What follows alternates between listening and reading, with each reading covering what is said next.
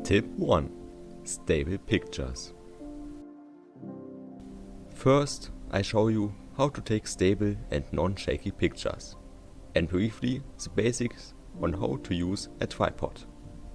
This is a simple tripod that I use myself for stop motions. Most tripods can be adjusted as required. This allows me to animate from different perspectives.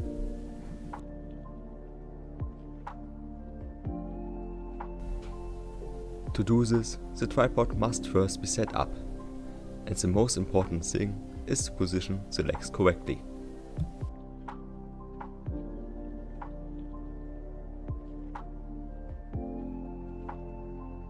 This is a simple alternative for a tripod.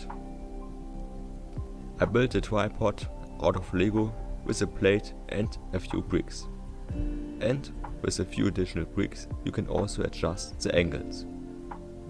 But be careful when you press the photo button, because the phone and tripod should not move. Tip 2. Lighting. First of all, curtain down and dark. Daylight should be avoided. It's uncontrollable and the brightness can change back and forth at any time. Here's a short comparison.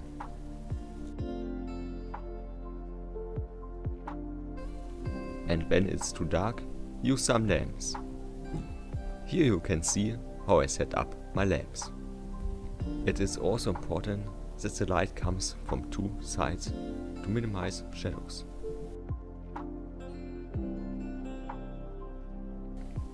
Tip 3. How to let figures walk. If the figure is to walk normally, about 4 images per step are required. Now you can see some results. If you now increase the video speed and FPS number, the figure moves faster and it looks as the figure is running. Tip 4. Vehicle driving. Here I show you how to let a vehicle drive. Very important for vehicles is the speed, which is of course controlled by the video speed and the FPS number.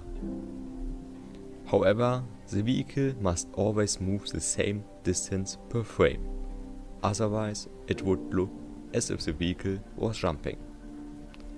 To ensure this, my tip is move the vehicle by half a Lego knob per picture.